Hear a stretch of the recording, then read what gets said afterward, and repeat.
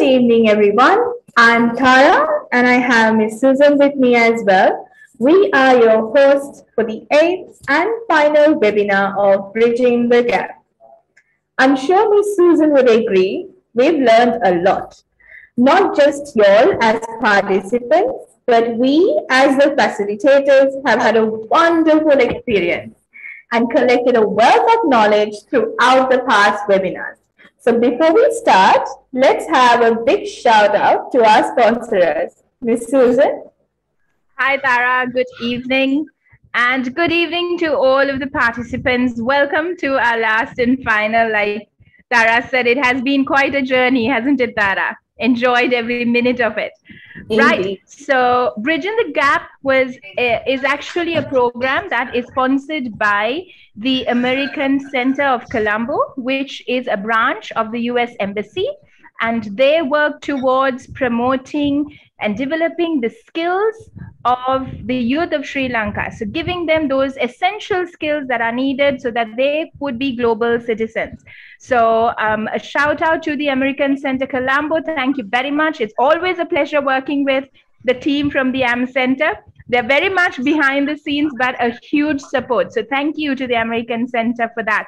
And if you want to know more about programs that I know there's so many who have asked us questions about whether there are other webinars and other programs. So the American Center runs a lot of programs such as these.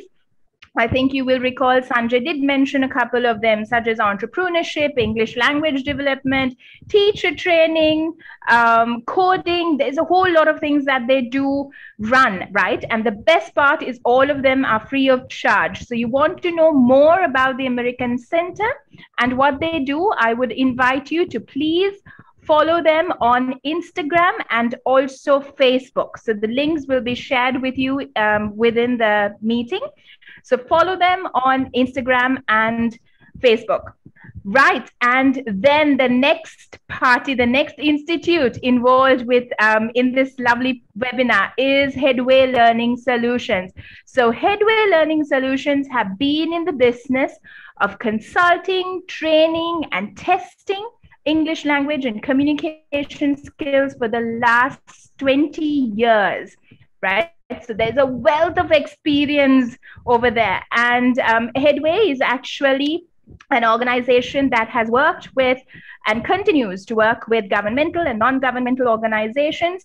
There are quite a few corporate giants that we are currently collaborating with, and we do help them with communications and also uplifting the English standards, right? So to know more about Headway, you could visit us on our Facebook page and also visit our website and find out more about Headway. And if you are interested in any of the programs we are doing, feel free to get in touch with us or even just drop your questions in the chat box and we'll be more than happy to help you along, give you the answers to that.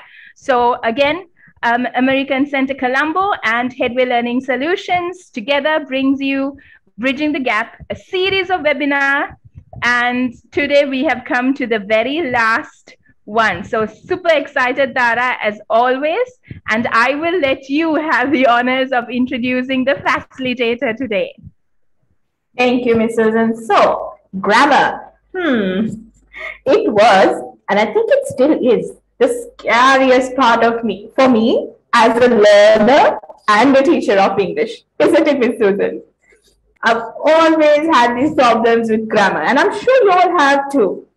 So we have with us today a person who I'm sure you've met before if you were with us from the very first webinar, who is a well-trained teacher trainer as well as a teacher, an English language examiner for a well-reputed examination board, and also, most importantly, the founder of Headway Language School.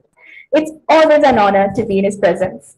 Mr. Naaren Moharanjithan, welcome, sir, once again to our final webinar. That was a wonderful introduction, not because you were talking about me, but because of the language and the way you carry yourself. Both of you, both ladies, thank you very much for those lovely introduction. So let me start, and I would like to thank, first of all, Mr. Sanjay Mailvahanan, uh, who is with us today for funding this program. All right, so let us, without much ado, let me go to the program. We are going to be here for 1.5 hours now, actually 1 hour and 20 minutes. So this is today's program is Bridge the Gap Grammar Clinic. So this is the time for you to start asking questions. You can send your questions to Susan, and Tara will collect those questions and will ask at the end, towards the end. I'll give you 5 minutes. Sorry, maybe we can take 10 minutes to answer some important questions. So what is this grammar clinic? Before going to grammar clinic, you already know about us, but I would like to thank once again the American Center for funding this program. And Headway Learning Solutions, already we discussed about it. So I'm just skipping that slide. Our agenda today is English important in today's world. Since I am informed that all of you, most of you have participated in the first ever Bridge the Gap program, so I'm going to go very fast in this. And next we are going to look at what to focus mainly. If you want to learn grammar, what is there to focus?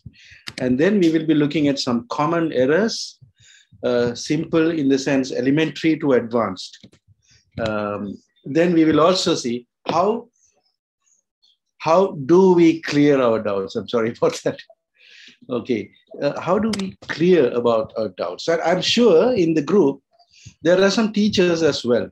So my job for the teachers is to look at those grammar points, which are very common errors by Sri Lankan students. So you can note it down so that you can, clear out these doubts among your students.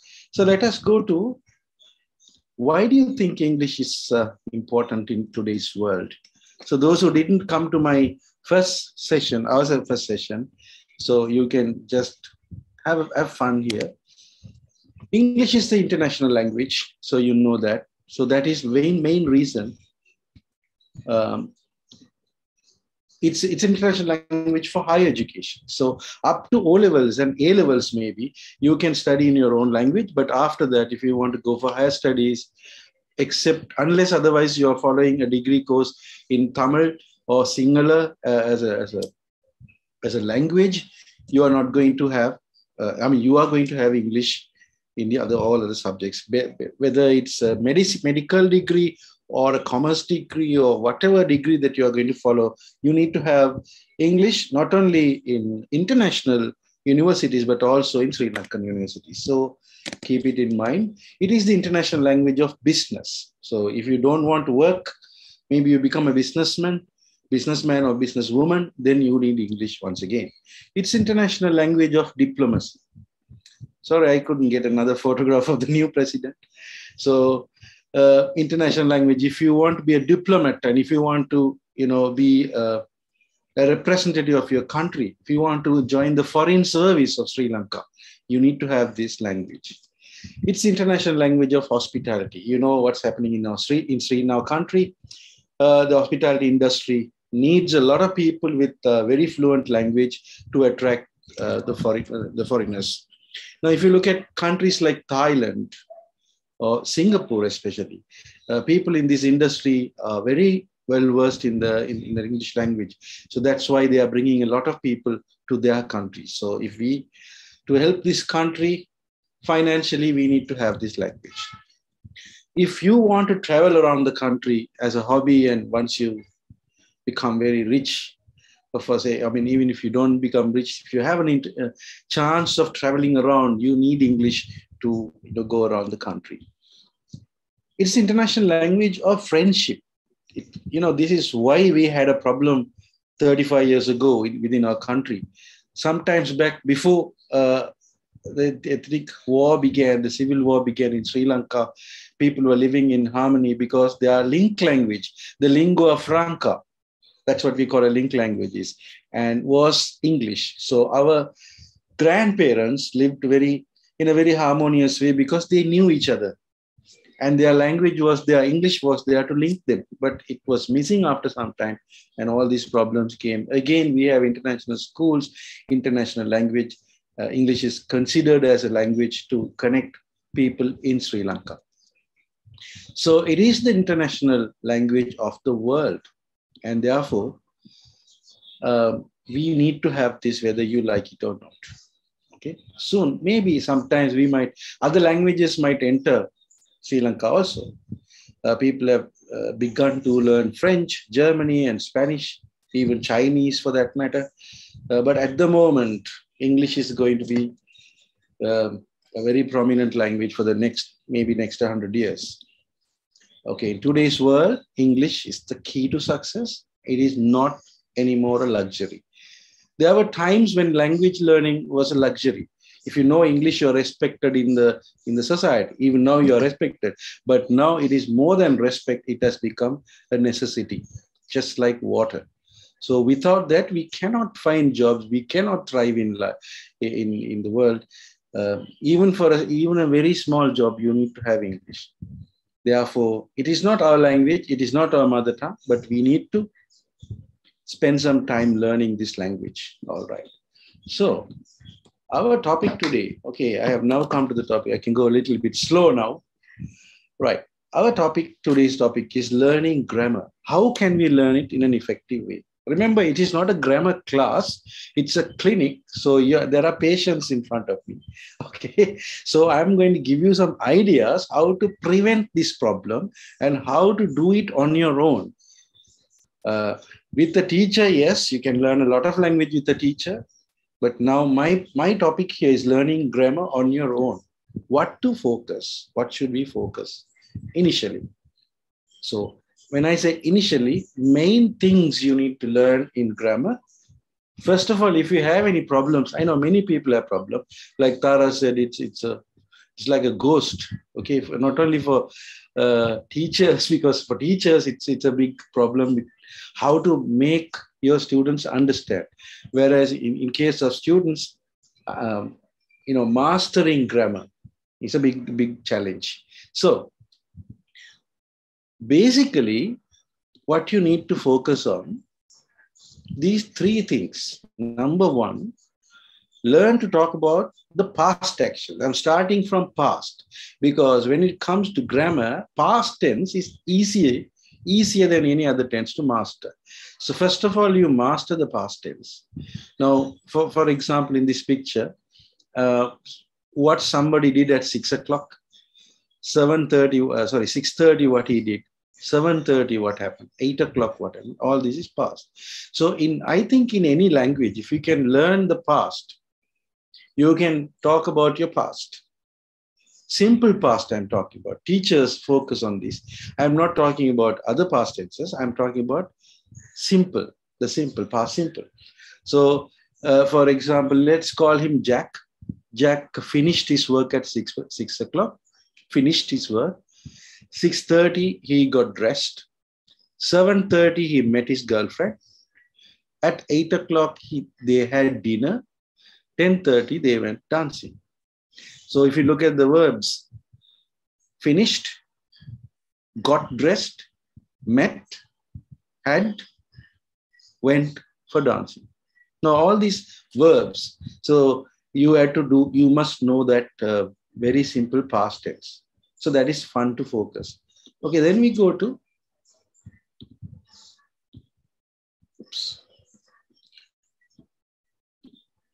Then you must talk about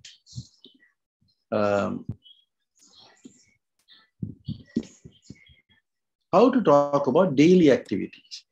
How do you do? You wake up at 6:30 in the morning. I wake up at 6:30 in the morning. I wash my face at 6:45. I have breakfast at 7:30. Then I leave for work. I ride my bicycle to work. Now, if you talk about other person, it becomes a different thing, right? You have to do some changes. He wakes up at 6:30. He washes his face at 6:45. He has dinner. He goes to work by bike. So this is another area of grammar you need to master. And then you need to talk about the future actions. Tonight, what are you going to do?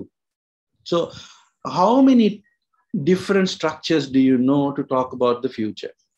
Now, simple thing is I will, I am going to, I'm looking forward to, I am thinking of, I'd like to, I hope to.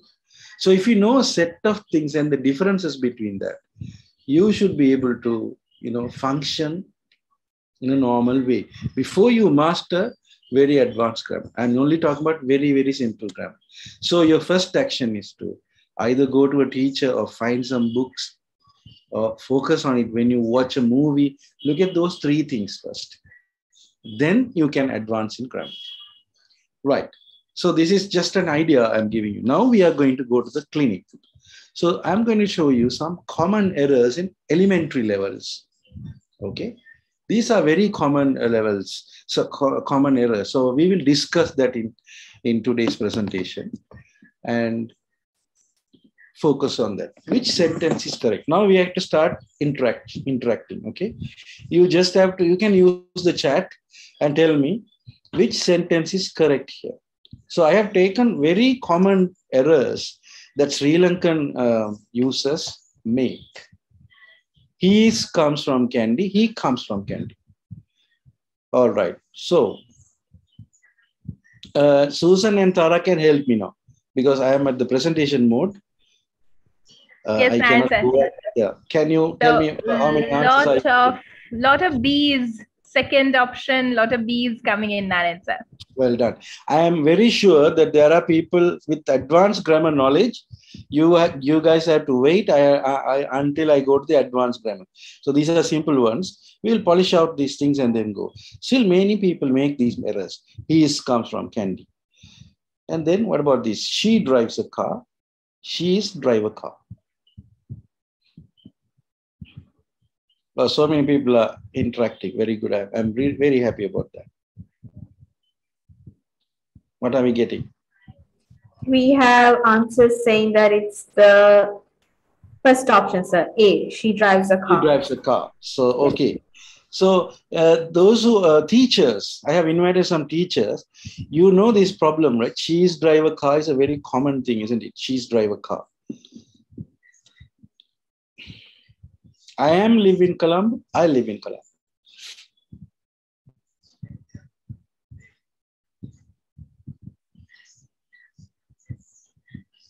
Answers?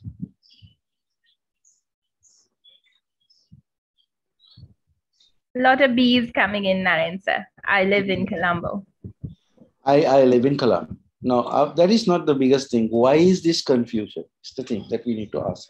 So remember, if you want to get rid of this, in all these examples, a simple sentence, remember that, a simple sentence, a simple structure should have only one verb here.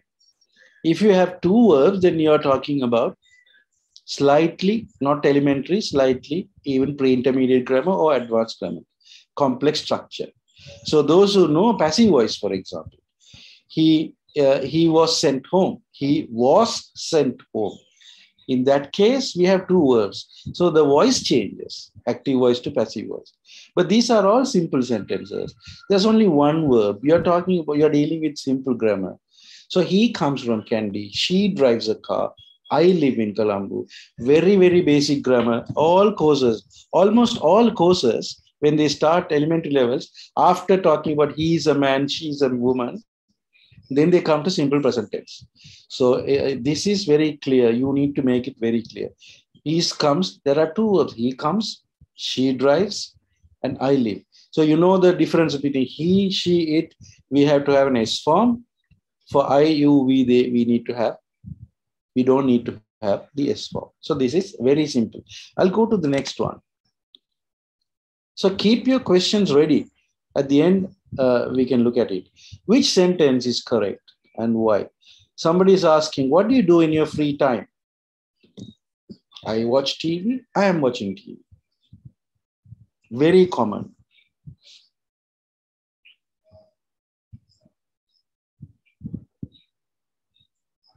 Yes, answers? Interesting, Naaren sir. Mostly A's, but I do find a few B's. Well done. Excellent. Mostly A's, but a few So, B's coming in. okay, very good. So I'm going to go to the next one. You will get the same idea. Probably, I can't sure. What do you do in the evening? These are also two answers. I will usually cook dinner. I usually cook dinner.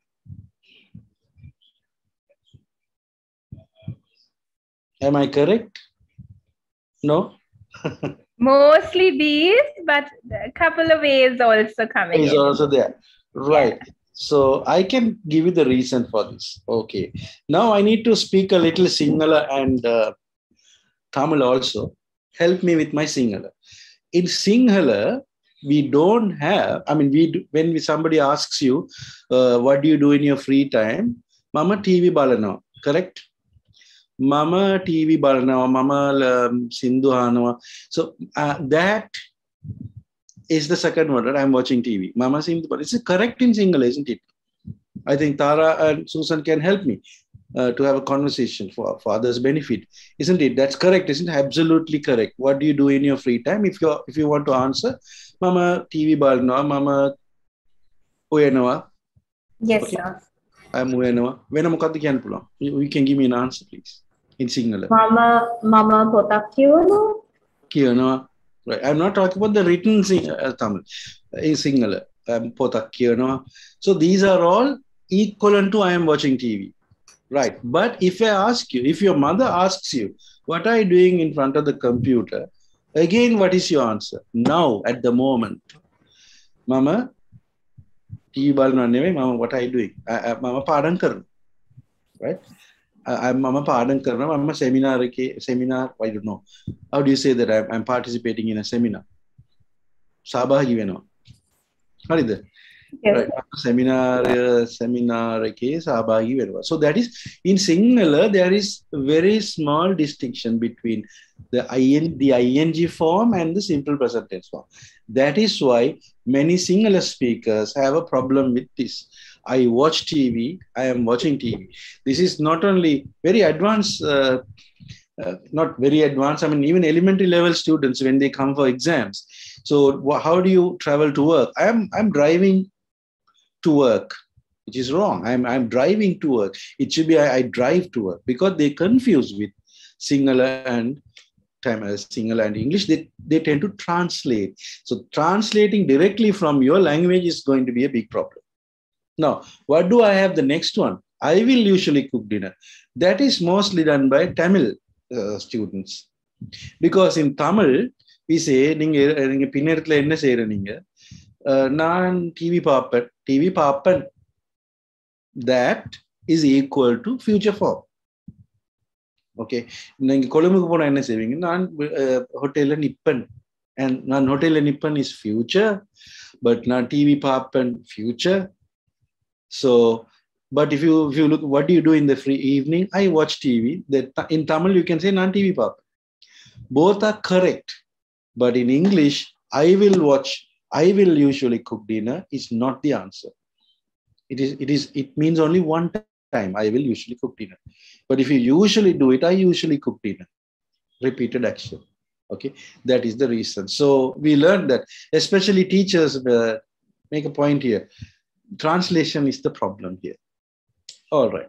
So let's go to a little advanced pre-intermediate level problems here. What are the differences between these?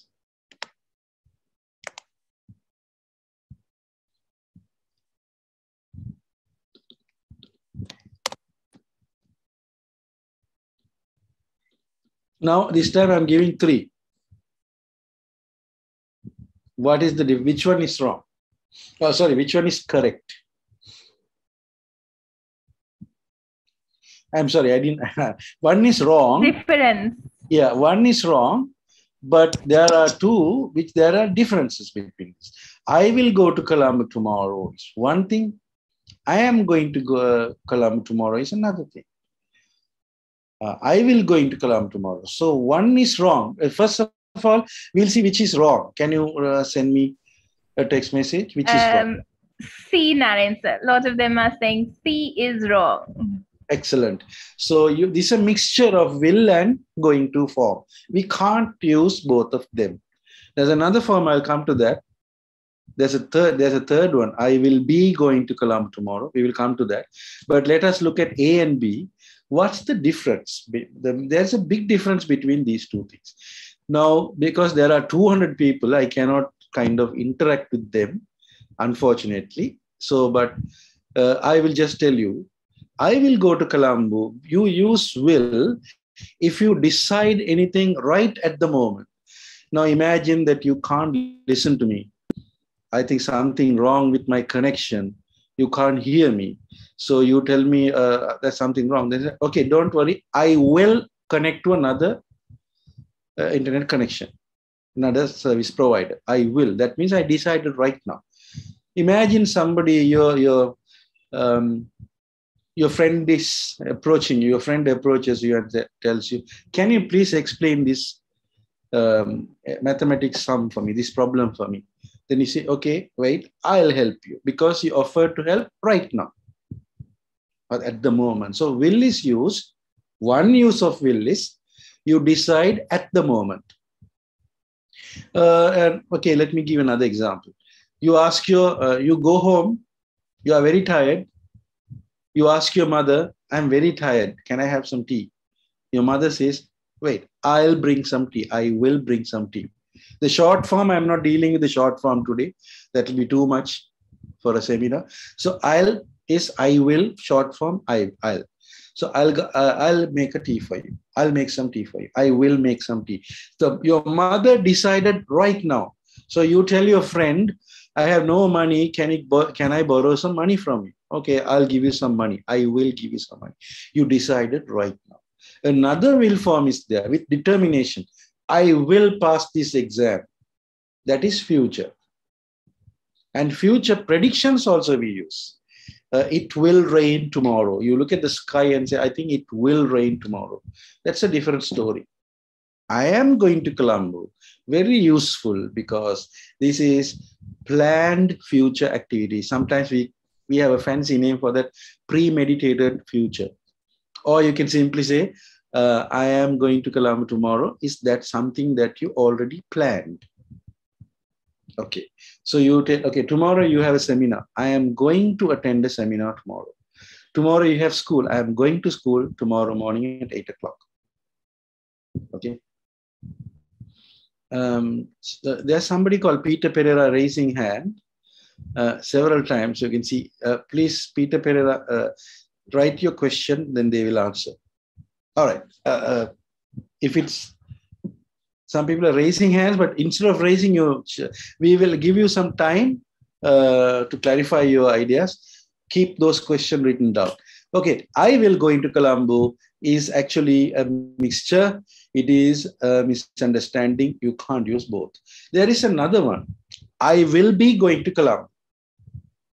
Right. Who can answer that question? What's the difference? I am going to Colombo and I will be going to Colombo. Okay. Do you want somebody to answer that, Susan and Tara? Many people are raising hands. Yeah, we have a few answers, Naaren, so if I can read them out to you. Yes, so they're please. saying future tense, certain period of time. One day in the future, I will definitely go to Colombo. I hope to go to Colombo. Yeah, and future continuous tense. So those are the answers we're getting. Thank you very much. Okay, I think it looks like they are teachers or those who are very good in grammar are giving those answers. I'm not saying right or wrong. That makes me tell you something else. Okay, now when you are learning grammar, this is my opinion. Okay, learn grammar, but you do not remember. You don't need to remember those terms. You don't intentionally forget. You can't intentionally forget things, but you don't need to focus on that grammar. So that will slow down your speech. When you talk to somebody, am I using the future continuous tense? Should I use the past continuous? Should I use the future perfect tense? So if you ask those questions, you're going to slow down. Just think about it in your own language. You know your grammar. Definitely you know your grammar. But do you know your terms? Do you know what to say? I don't know, what do you call conditionals? I don't know. I was asking another friend of mine, what do you mean by passive and active voice? Is there a singular word for passive?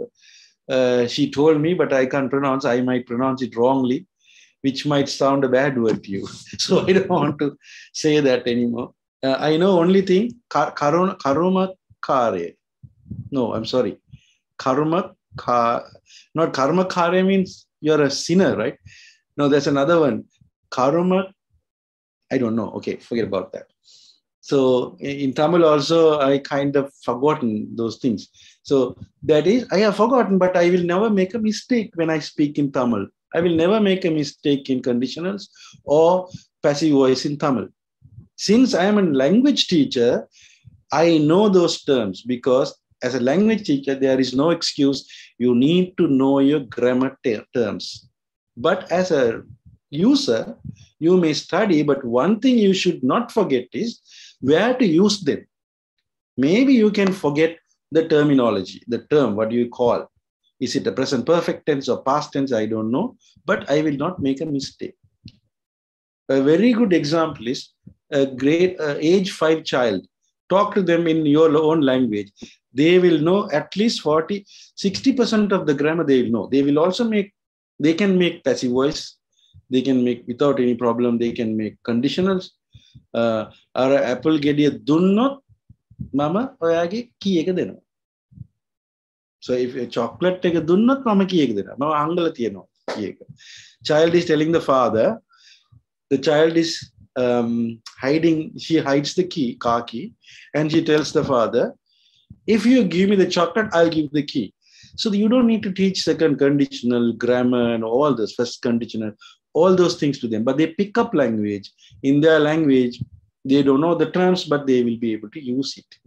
So that's a good example of you learn your grammar. Even if you forget, you can afford to forget the terminology, but the use you must keep. So again and again, I'm telling the teachers also, teach them, but check them whether they are using in the right way. Don't need to check whether they actually know the term. Don't put a sentence and ask them, what tense is this? Instead, put a sentence and ask, where will you use it? That's what I'm doing here. I will go to Colombo tomorrow. I am going to Colombo. They should know, if I already planned, I should use B. If I decided right now, I should use A. But one day I will go to Colombo. That in the context, if you look at the situation, one day I'll climb Mount Everest, correct. But I will go to Colombo. It's not a future thing that one day I will do, but that's a normal future. All right. Do you know the following structures?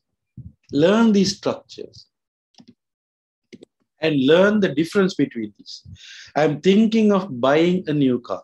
So this is another important thing in grammar. You can't just use language as you want. There are certain structures. For example, if you say, I am thinking of, there should be ing form. If you say, she is looking forward to, then again, there should be ing form. Otherwise, there is no grammar here.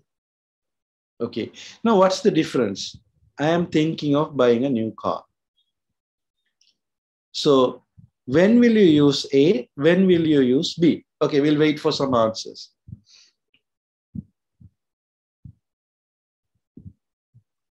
Any interesting answers?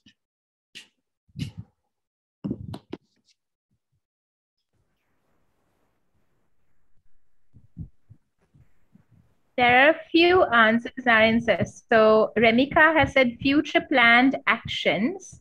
Then we have A is future. And then we have Samudin who says buy a car for the future. A is present continuous. So few answers, Naaren sir, that have come. All right, thank you. So I am thinking of buying a new car. All these three sentences are future. We are talking about future. I'm not talking, see, I'm not using the word tense or anything. I'm talking about future. Time, I'm talking about time. When I'm thinking, am I going to buy a car now? No, I'm thinking of buying a car. So still I haven't no idea. This is, I'm sorry, I have an idea, but this is not a very serious idea. If I say I am going to buy a car tomorrow, that means I already have the money. I am ready. I have seen the car. I have spoken to the agent. Now tomorrow I am going to get my brand new car. So that is, I am going to buy a car. That is 100% sure for you, 100% sure. I am thinking of buying a new car. You have an idea, not 100% clear. Maybe one day you want to buy this. Not a serious thing. But B is different. B is also, she's looking forward to meeting him. Probably arranged, but I really like to do that. So I usually, in my class, I always tell them, if you really, 5 times, if you really like to do something, use looking forward to. So a young boy can say, I'm looking forward to meeting my girlfriend tomorrow. I'm excited. So that is the time. Okay, then you need to, otherwise you don't say, I am looking forward to doing my exam tomorrow morning. That is when you are very studious students may say that. Very clever, gifted children might say, I'm looking forward to doing my exam tomorrow. Others will say, I am going to do an exam tomorrow. Oh my God, that's going to be a problem. But she's looking forward to, I am looking forward to, they are looking forward to, plus ing form. So you need to, that's what I'm again I'm emphasizing this. You yourself can collect certain grammar points and apply and see on your own. That doesn't mean you don't need a teacher. Then we all have to close our companies and go home. But you need a teacher, but you can do it on your own as well. And you can be an experimenter with language. You can go and ask your teacher, sir or teacher, what's the difference between the two? So many students ask me. He would like to have a drink. That is also future. I'm going to come. I will be looking at would like in a moment. So there is no, the confusion here is C is mixing every item. But in Sri Lanka, I think 90% of the audience will accept. Whenever they want to use future, they all use will form for everything. That is not your fault. That's what we learned in school, including me.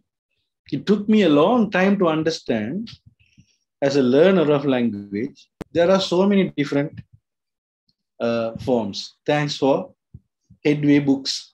Seriously, I'm telling you. Although I am a teacher trainer now, I knew that only after I watched. Because in my days, we never had Netflix, we never had YouTube videos, nothing. We were just dependent on our teachers. They were the gurus. They say something, we accepted. So they only told us, I will go is future. So we never knew that. Looking forward to, we never knew that until we kind of saw them. All right. So let's go to another pre-intermediate common problem. This is very interesting, isn't it? But in the audience, you don't tell me what tense that is, but tell me the difference between this.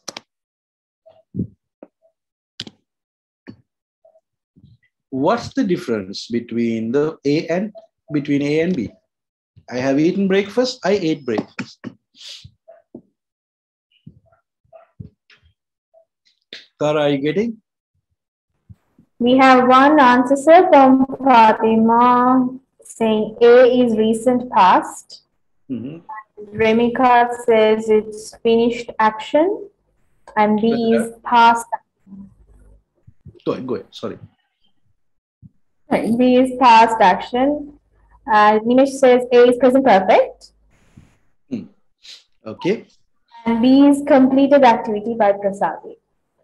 All right. So I ate breakfast. You are right. It's a completed activity. It could have happened. I ate breakfast yesterday. I ate breakfast 2 days ago.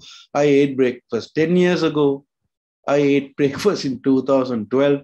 So that is a past action, finished action. Nothing, it has no relevance to the future. Sorry, the present. But I have eaten my breakfast. That means action happened. The result is still there. So what do you mean by result is still there? For example, you go to your friend's house. They are saying, why don't you have some breakfast? And you say, I ate breakfast. Then you can say, why don't you have another time? I mean, you ate breakfast yesterday, maybe last year. So have breakfast now. That's the understanding. If you say, I have eaten breakfast, that means action is over. The result means you are not hungry. I have eaten breakfast. So the action is over. Okay. So that is the idea. So now it is wrong to say I ate breakfast. Or then you can say I ate breakfast about 1 hour ago. So I'm still hungry. I'm not hungry. Thank you very much. Okay. I have eaten. Action is over, but still the result is there. So you come to your office or to your friend's house. You have taken a haircut. How do they know? Because yesterday they saw you with a lot of hair. Now only a little bit of hair like mine. So you have taken a hair. So okay. Give me a second. I'll show you a very practical thing. Okay.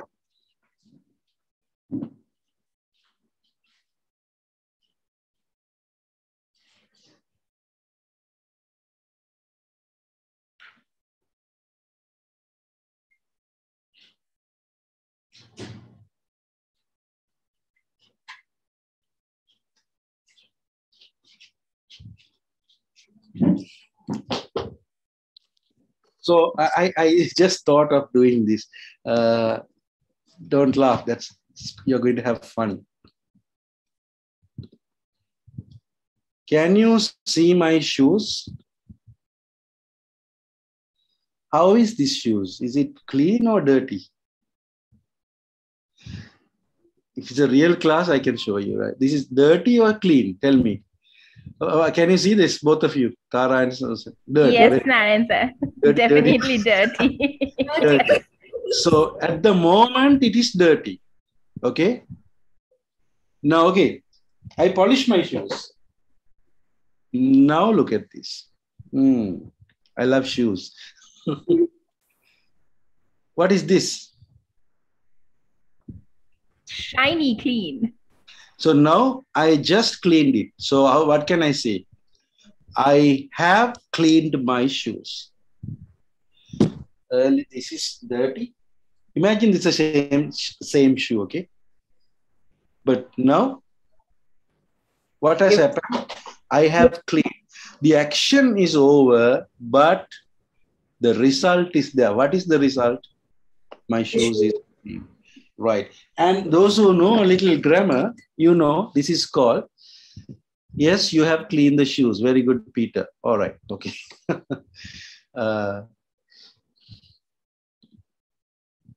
So that if you those who know about this grammar, am I in the right presentation slide?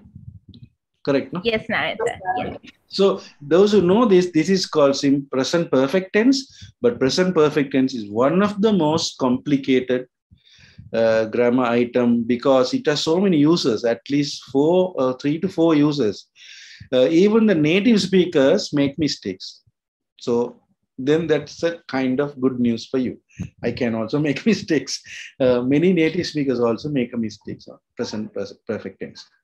So I have eaten breakfast. So there's another use for present perfect. You know, it is an experience. I have been to Jaffna. I have been to Singapore. That is present perfect. I have eaten dog flesh.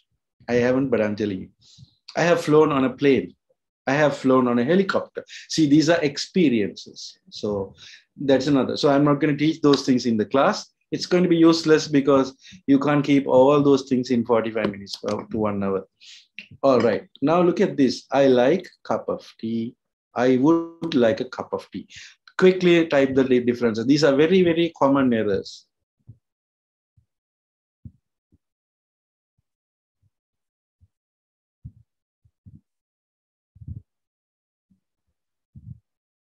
Answers? Formal, we are getting B, Naaren sir. Okay, correct. Navoda says, you like tea in general. Good. Navoda is a teacher, I suppose. Yeah, I And know her. B, Teja says, B is about a preference. She's also a You teacher. like a cup of tea now. I would like a cup of tea. Some people say, I like a cup of tea. I like teas. Okay, if I change this,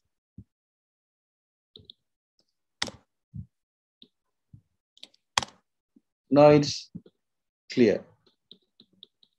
Now the first one is, I like teas.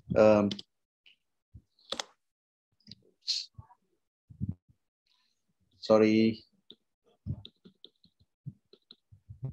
Yeah, I like tea. What happened to my slide? 1 minute.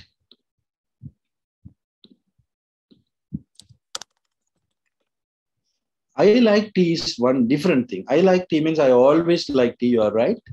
I would like a cup of tea means you are asking. I would like a cup of tea. You're asking somebody. And what about this? Do you like tea? Would you like a cup of tea? So what's the difference? Do you like tea? Okay, any answers?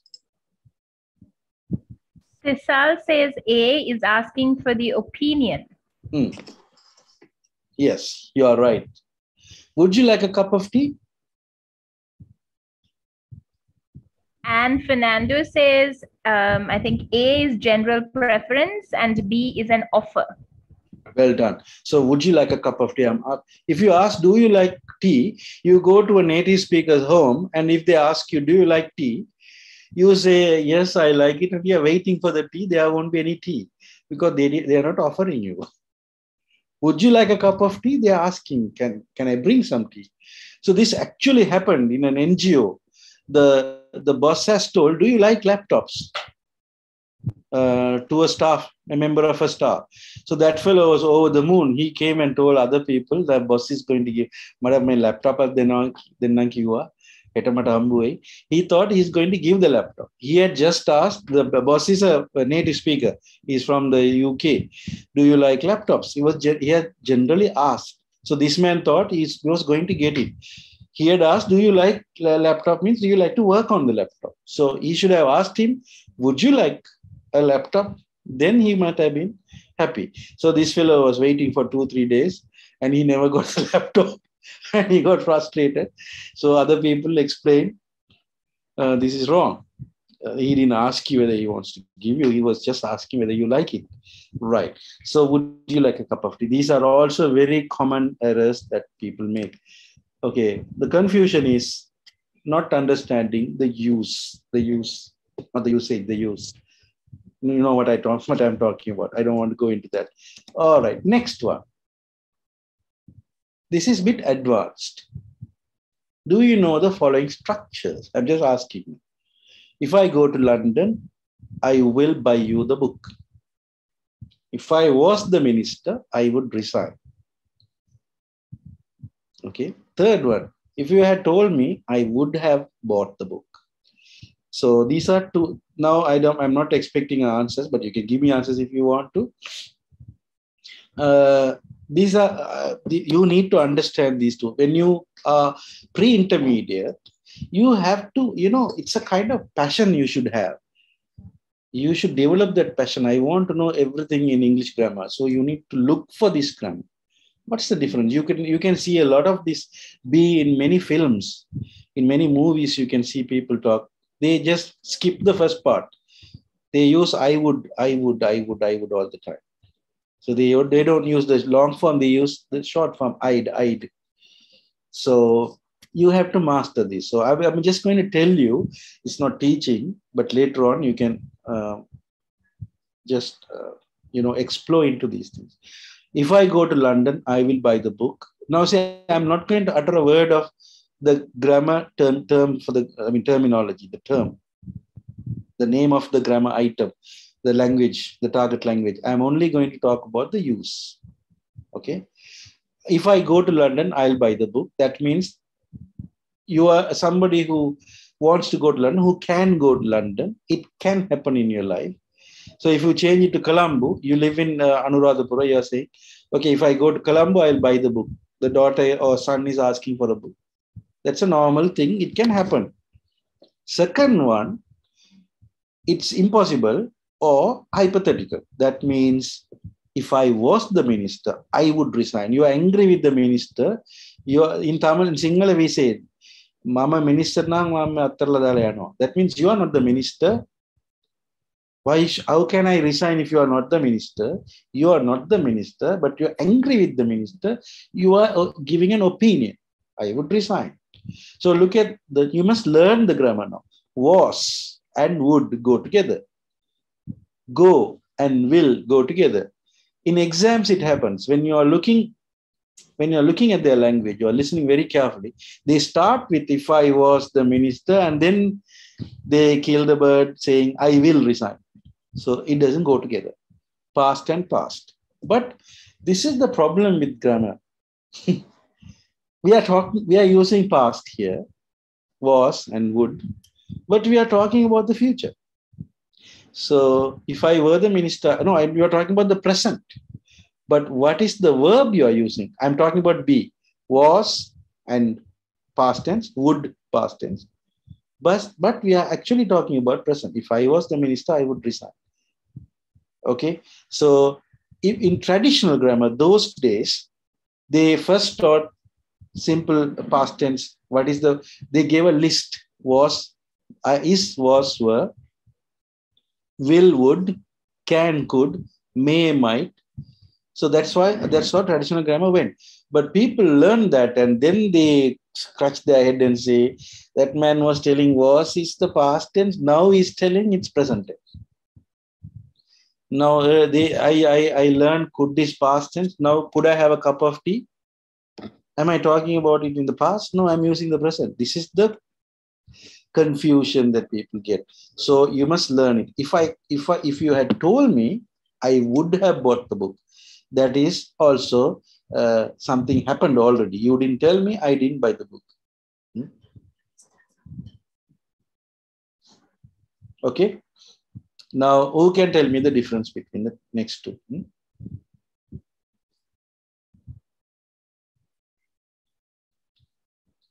What's the difference? Who can tell me? I drive a car to work. I used to drive a car to work. Okay, Tara.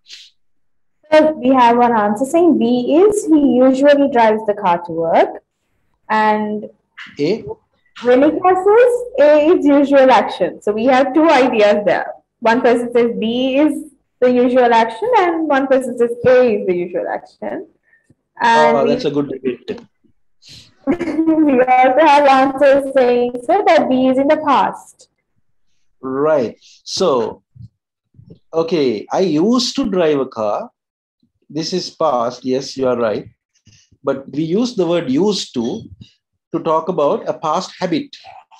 According to this sentence, I used to drive a car in the past, but now I don't. Maybe I am going by bus. Now, if you ask me, I used to have a lot of black hair, dark hair, black hair. So what happened to me? Now I don't have it. So I used to have means those days I had. In the beginning of my career, I used to go to my school as a teacher by push bike, 20 kilometers, up and down 40 kilometers every day. So that is, now I don't do that. Now I drive my car. I used to drive a car. Yes, that was when I was 25 years old. I drove my bicycle 40 kilometers every single day, right? In the hot sun. So that is, I used to. Now, if you say, I used to play basketball, now you don't play. One student asked me, sir, I was not using past tense. I was doing this. So therefore, now look at that sentence. I used to drive a car. That is why the confusion is. Some users use it. I used to. They don't use the past. Then he asked me, then I am not using the past tense. Why are you saying wrong? Then I said, there is no structure like that. You have to say, I used to. There's another structure. I am used to it. So you go and live in New Zealand. Your friend asks, how is the weather? I am getting used to it. That means I am kind of managing it. I'm just learning it slowly. I'm used to it. Okay, so these are some of those ideas I gave you this evening. Now I'm coming to another point. Okay, when you have a problem, who do you ask for help? You say you have a grammar problem. What do you do first? This is what I did. Okay, that's the first thing. Ask a native speaker. So if you don't have a native speaker around you, because native speakers, they know, but they won't. If you ask a native speaker, a very good, well-spoken speaker, who is not an English language teacher, they will be able to help you, but they won't use, that's the best thing to ask, because they won't tell you it's present perfect and all those things. They will not tell you. They will simply say, we are talking about those days. Now I am talking. Used to means those days I did, but now I don't. That's the best thing to ask. Otherwise, you ask a friend, somebody who can speak better English, or you ask a relative. I did a lot of the third one. I asked my father all the time, all my grammar, and even my mother. Both of them were the people I go to when I have a problem. Sometimes my mother looks at my language and corrects. I was telling, I found a proverb somewhere, and then I was telling, starve the fever, eat the cold. Starve the fever, eat the cold. So when you have a fever, you need to starve. You shouldn't eat anything. When you have a cold, you have to eat a lot. But then my mother corrected, no, you are making a mistake. Starve the fever is correct, but feed a cold. You can't eat a cold. So feed a cold. That means you have to eat a lot when you have. Okay, that's what. Ask a relative. If the relative is not there, what to do? Ask your teacher. I recommend that. You ask your English language teacher. So go to a class, go to Headway. Okay, ask a teacher. So if you are in a class, ask your teacher. Sir, madam, I don't understand. Can you explain? Please ask. If not, there's another place to go to. Ask the internet. Okay, now we are going to practically do that. Now I'm going to give a question. In the end, at the end, what's the difference? About 6 months ago, some of my students asked me, what is the difference in the end? This is in FCE. Those who are doing FCE exam, in the end and at the end is a common question. Okay. So now we don't know. I also don't know. Imagine. Okay. Where do we go? So that is where we go to the internet. So let me see. At the end mean finally. Okay. Thank you, Fatima. Fatima Nijahasi. In the end means in the end, at the end. Same thing. No? All right. All right. Let me go. So you look for the answers, Tara. I'm going to go to the internet. Yes. Anybody is giving me answers? Not yet, sir. All right. So yeah, dangerously late now. All right. But anyway, we have only only 1 minute. But anyway, I'm going to this. What can you see, Tara? I can see your screen, sir, the web page. Right. So I'm going to just simply go and do this. In the end, at the end, meaning. Then sometimes you can say, what's the difference between in the end and at the end? Here, in the end, at the end, ask the editor. Editor, learner's dictionary. Okay, now I'm clicking. Now you get very interesting ideas here. So in the end, now look at this. In the end is used mostly as an idiom. That means finally, after a long time, or when everything is considered. It is often followed by a comma. Here are some sentences. Even if you don't understand this, look at the sentences. We worked hard and in the end, we achieved our goal. So, Antimedi in singular, right? Tamil Kadesiya. Kadesiya. We worked hard and in the end, we achieved our goal. In the end, what really matters is friendship is trust.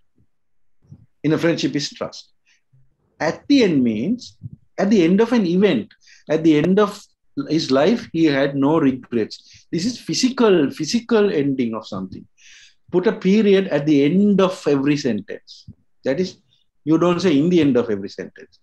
I pay the phone bill at the end of each month. That is physical counting of a day. So a day. At the end of the day, I usually have a cup of coffee. Okay. In the end of the day is wrong. In the end, we won the game. We played very hard. We were losing, but in the end, we won the game. That means finally we won the game. So see, anything, what's the difference between going to form and ing form? Just type it. Just type it.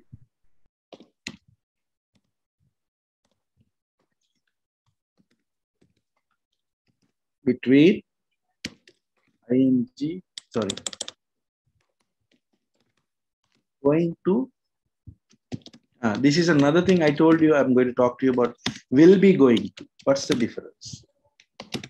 Many people ask this question, will be going to. And many teachers give a very vague answer, almost the same, but actually they are not the same. Right, now see, will be going to, and okay, where is this? Now, okay, when you are making a decision, use will. Use going to after the decision has been made. Okay, that is a little bit going to and will be going to. No? Will. Not will be going to.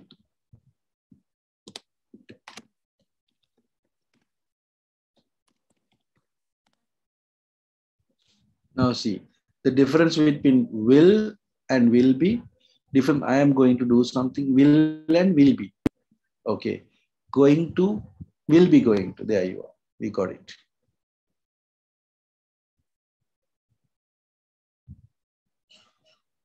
Right. I am eating dinner means that is happening right now. It's in progress. I will be eating dinner. Look at this. Huh? I will be eating dinner means that you are talking about some point in the future when you are in the process of eating dinner. The tense is future progressive tense. Forget about future progressive tense. Okay, I'll tell you my explanation. I will be eating dinner means tomorrow this time you will be eating dinner. Things can stop you. I'll be going to Colombo tomorrow means you are already planned, but the rain can stop you. Maybe you may decide it not to go. So that's when you use will be going to. But I am going to Colombo. No, nothing can stop you. You are anyway going. So there you can go ahead looking at the explanation. These are done by now see, will plus infinitive is used to predictions and scheduled events. I will do it. So will plus be ing used to describe an ongoing action in the future. I'll be Spain by this time next year. Okay, but it is not a sure thing. It's a kind of a prediction you are making. So finally, so now I'm going back to my screen. So now that is all I have to tell you. So now I can wait for your question, any question. So we have, shall we spend another 5 minutes? Because we are already 35. We can afford to spend another 5 minutes. I will just close my screen and wait. Okay, Tara, any question? We can answer about 2-3 questions and then we will call it a day. Sure, sir. We did have a question, sir, asking to explain past participle and present tense. And also there was another question explaining the usage of I will be going to, which you just covered. So this was previously said at the very beginning. So you've already covered those questions, sir. But if you like to, you can just run through a brief on it once again. Tara, if I may interrupt, I think the question was from Peter. He had asked for the past participle and the present participle. Yes. I can give a nice answer. What is the difference between present participle and past participle? Go to the internet. Because this discussion is going to take a long time. So remember, this is just an idea, just to shed light on what to do when you have a problem, when there is this thing. Okay, so that is past participle and all these things. But I would like to tell you, instead of focusing on the usage, you focus on the use. In other words, instead of focusing on the item, grammar item, the name of the grammar, always ask, where can I use this? Where can I use that? Okay. Grammar should not be an intellectual cheesecake, meaning intellectual cheesecake means nice to look at it and cherish it and all that. So that if you are a teacher, yeah, you go ahead and do that. But when you use it, you only need to use where you use these tenses, where you use this. That's the main thing you need to focus on. But if you go to a grammar class, once again, okay, this also happens. If you know all the grammar in the world, can you become a very fluent speaker? So on behalf of the audience, you too can answer. Oh yeah, yes or no? If you know all the grammar in the world, yes, just write yes or no. We're having a few answers coming in, Naaren sir. It says no, no, no. You are right. No, you are right. 100% correct. Because no, somebody says. Okay. Now, if you want to, you can master your grammar. You can know all the grammar. But if you do not practice it in practical situations and contexts, you cannot master language. So some people are very good speakers, but they don't know the terms, language terms, but they can, without any mistakes, they can make. But that's not an excuse again for teachers. But for language learners, yes, you can. But as a teacher, you must know the grammar. Okay. So my point today is, okay, if you are taking anything home today, the idea is learn the use. Where can I use this? Where can I use this sentence? Look for grammar.